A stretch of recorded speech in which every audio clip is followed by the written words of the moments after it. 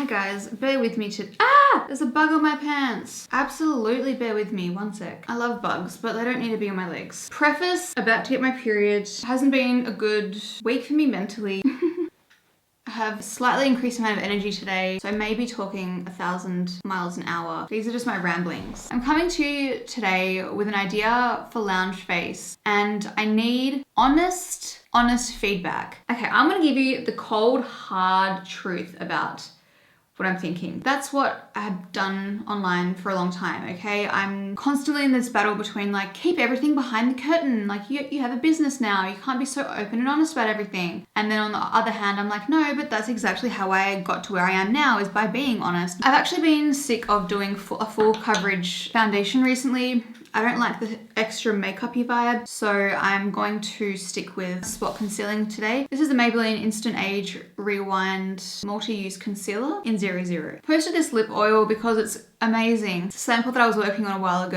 and I said, like, would you guys be interested in something like this? Should I keep on working on it? And Instagram, most people were like, yeah, like, love it. I love lip oils, looks great. The poll that I did, it was like majority, like overwhelmingly positive. Like, yeah, I'd try it. Like, love you guys. You're so lovely and supportive. But I think it gives me a skewed view of reality because I went onto TikTok and I don't know who the people were that were following, commenting. I think some of them would have been followers, some of them would have just been randoms, which is great.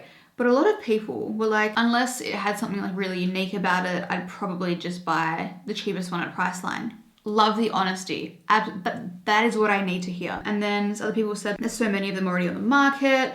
Someone else said, a lot of people were saying I'd buy it if it had a tint in it. And so all of this really great feedback. It was just like tangible feedback. And I think because, the skin on my nose is peeling. I think it might be from retinol, but I'm not sure. And it kind of got me thinking more deeply about something that I've already been thinking about. Loungeface started as a mascara, okay? That was what inspired the brand. It's what made me excited to do a makeup brand in the first place. Mascara has always been my thing. From the moment I started making YouTube videos, it was always the number one question I was asked.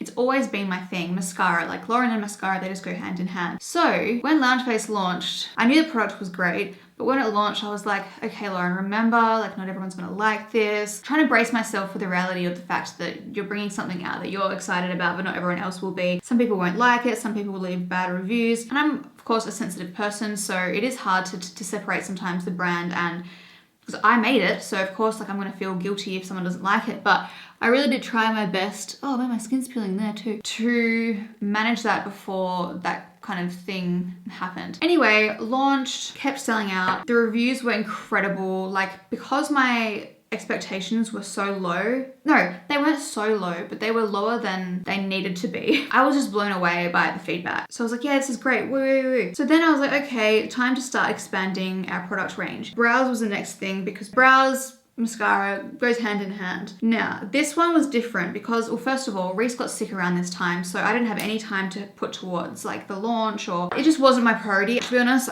it was like an afterthought. The launch took longer than expected. The products took longer to arrive. It was just a bit of a stuff around. And so when it finally did launch, it was like a little small balloon with a little bit of air being left out going, as opposed to this big balloon that was going when I launched the mascara. And hand on heart, these brow products are so good, to the point where I thought they were so good that I had my expectations too high. I think the difference between mascara and brow products is that mascara is something that people are more inclined to experiment with. They're loyal to their mascara for sure, but it's something that they are more inclined to kind of try if they hear about a good one or whatever. It's more of a viral product as well. Brows is something different because, first of all, there's two main things. One is that once you find a good brow system, you're generally going to stick to it more so than mascara, because I won't waste time going into that, but that's what I believe anyway. Secondly, when you look at someone, the first thing that you see is their eyes, generally. So if they have an amazing mascara, like the growth of Loungeface lash, a lot of it has been word of mouth, because people look at you and they see your mascara and they think, wow, like what mascara are you wearing? It's a very word of mouth product, which I've loved about it. Brows is different because you see someone with perfect brows, you might just think they have perfect brows and you don't know how much a brow product has to thank for that. Same thing with foundation. With lips, you can probably tell a little bit more, but mascara is like that real standout product. So couple that with a lackluster launch, I'm going to use this blush by Merit Beauty in the shade Stockholm. I don't know how this is going to go because I don't really have much on my cheeks. I'm just going to do it very lightly. The brow collection has, like, people that have tried it love it. However, it's not getting that like word of mouth, virally moment that the mascara got. I did like $5,000 worth of paid ads in 2021, I think, for the mascara, but that's it. And I'm starting paid ads again now. But Loungeface Lash literally, honestly, accounts for like 95, probably 90% maybe. I'm not exactly sure, but the vast majority of our sales. It's just a killer. And so I know that it's a viral product because we've spent like hardly any money, and by we, I say it's me and Loungeface, but the brows haven't had that same kind of thing. Like, I will post an Instagram story and I won't even mention the mascara and the sales will peak for Loungeface lashes because I can see that I'm wearing it on my lashes. Like, it's an incredible product. So the brow products, that's why it's almost like more frustrating because I'm like, these products are so good, but it's just not getting out there in the same way that the mascara did. And so then I posted this lip oil thing and it got me back to this thing where I'm thinking, when we started with the mascara, then did the brows, then did the rebrand. The whole name has its own backstory, but during the rebrand, the agency that I worked with, we were still trying to tie it into the name because the name is kind of weird and I still love the name. I'm hoping at some point people don't even think like, what does Loungeface mean? I just want it to be like a weird name. It's fine, you know? So we're thinking of like taglines. My initial like vision for the brand was around reliability, because that's what the mascara was to me. It was smudge proof, it was transfer proof, it held my curl, it made my lashes look voluminous. I could just rely on that mascara to do what I needed it to do. And that's the kind of beauty that I use in my personal life, is reliable stuff. I don't want to be using stuff that I'm not sure if it's going to stay, or it's going to feel sticky, or it's going to oxidize, or if it's going to come off or whatever. Like, I'm not interested in that kind of makeup. So then the original tagline was reliable so you can relax. Again, it was kind of tying into the whole Loungeface thing because I felt like I need to, like, comfortable lounge face makeup. It was just a loose tie-in. And so the new tagline after the rebrand was reliable so you can face whatever. And I feel like I get it from, like, it's like, you know, so you can face all these different events that you can go through in life. Like, the makeup's gonna hold up, it'll carry you through. But to pull off that kind of motto, you really need to either have a really big marketing budget or a good marketing team, invest heavily into photography, brand moments, showing people, going through all these different events. You need to have a bit larger product range so you can show how all these products work. It's like a big claim to live up to, and for that reason, I feel like it's fallen short and it kind of feels hollow. And as a result, when I'm thinking about products and like lip oils, I'm like, where is this going? Like, what path am I taking? It doesn't have a clear why.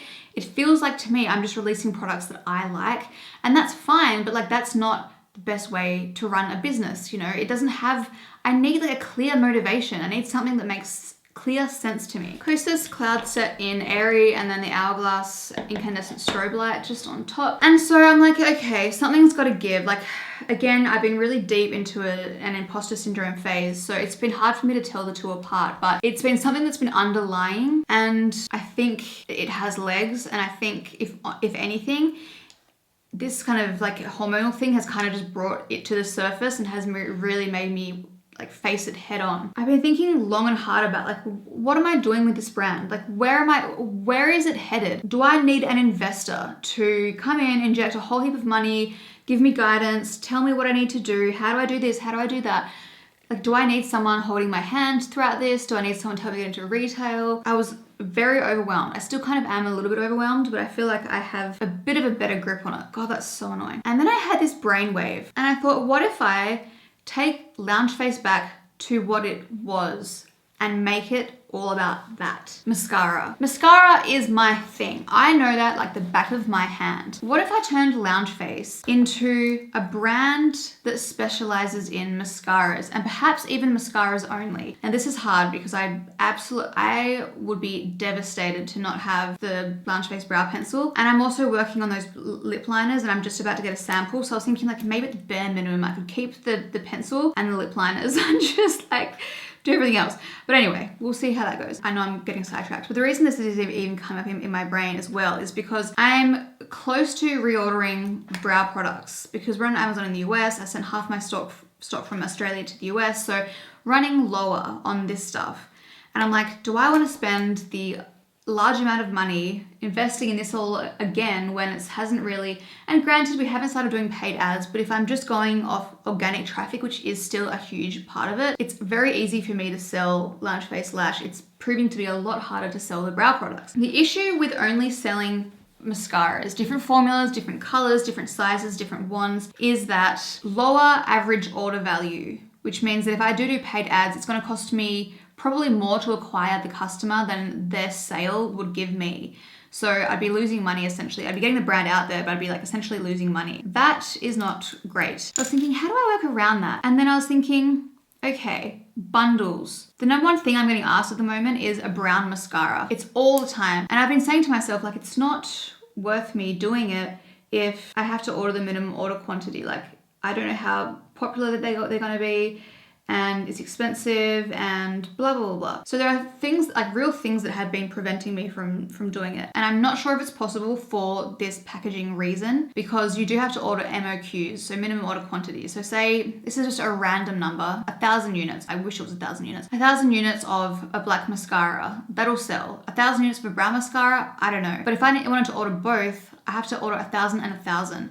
I need a way, and I think I might have potentially found a way, but I haven't spoken to the manufacturer yet, to get around that. So I can order, because the minimum order quantity is different for the component, for the tube, and then also the formula. So the formula is usually less. That's the reason why the brow builder and the clear brow gel are both in the same color packaging. I wish they weren't, but they are, because I didn't want to have to order 1,000 of this in pink and then 1,000 of the clear brow gel, which is the lower seller, in yellow, and have the yellow sitting there. But that's the only way to change the color of the component. I think I might have found a way around that, but again, I have no idea if it's doable, so it could be completely impossible, in which case this whole idea is kind of like either really expensive or just not a good idea. If I can find a way around that, we'll see, TBD. It would be a case of having bundles, little bundle packaging, which is very cute, cardboard or something. I've got a company in mind that I would like to reach out to help design that. And these kits would be like a tubing mascara that's black and then brown, a tubing mascara and a waterproof mascara kit, a tubing mascara and a mini tubing mascara, maybe even a traditional mascara. Some people do like them. And a waterproof mascara, or traditional and tubing. Even a kit for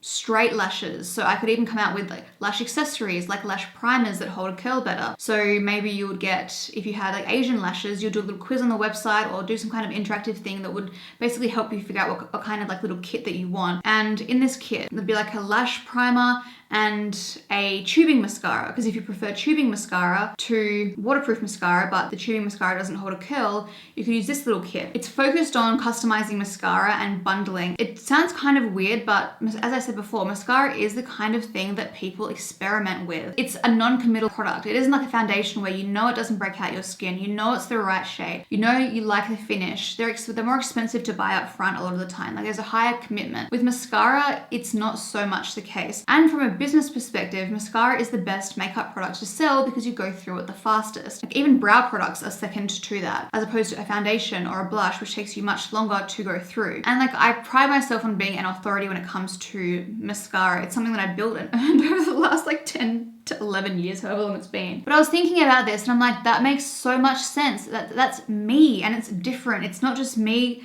and any other like makeup brand all fighting for the same customer's attention. It's like, no, the authority on lashes. I'm excited about that. It's a clear why. It's me.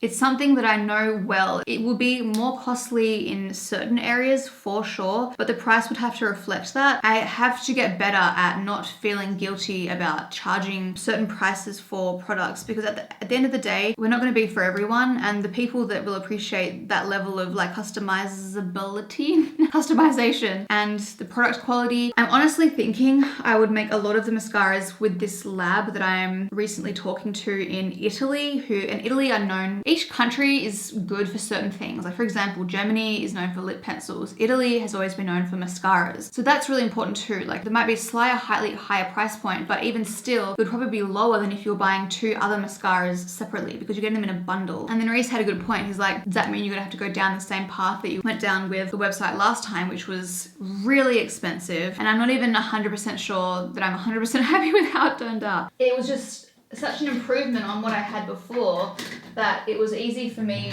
to be like, yeah, this is good. But I don't know if it was exactly what I was after. I am very indecisive, so I think that also is part of the issue. I don't think I would go down the path of redoing the website. I think I would take that on board myself because that's something that I've learned that I can do, and it is not worth spending all the money on like a custom website. But the packaging, that's a huge one. This is the Urban Decay 24/7 Glide on Eye Pencil in Demolition. I've been loving just adding this to my lash line. So what do you guys think of that? I feel like I need people to watch this that don't follow me. So maybe I will post it to TikTok. And then I'm thinking, so yeah, again, with the brow products, I don't want to be, because I'm trying to increase my average order value and it's increasing with the brow products. It's going to take like a year to redo all of this and to like develop all these products and packages, and it's going to take a while. I didn't want to like sell out of the brow products and then have all my average order values go down again. But I think these products, these brow products, I probably have enough stock to just last me that amount of time until I could get in the new mascaras. So I'll probably just let them sell out and then replace them with the focused lash products. And yes, I know like long term you would make more money from selling all different kinds of products, but I've kind of dipped my toe in that. And I think I need to just like fail early. And I wouldn't even call this failing at all. That's what I said to Reese. Yeah, I tried a different product and I wouldn't have known this otherwise. I wouldn't have known that it wasn't exactly what I was after, or I don't know if it's the right fit. I don't know. I wouldn't have known if I hadn't tried it. So that's not a waste. I don't regret any of that, but it is something that I've really got to take seriously. Loungeface eyelash curler. And that's the thing, like come out with like different types of eyelash curlers, like a heated curler or this or that. I probably wouldn't come out with a lash serum because or especially one that had any kind of like prostaglandins or anything that can cause all those issues that people have. That's why I don't use them, because they're terrifying to me. I'm excited about that. It's a clear why. It makes sense. It's my specialty. It's different. It's not just another stupid influencer makeup brand coming out with all this. That's as well. Like, I hate that I fall into the category of an influencer just releasing products.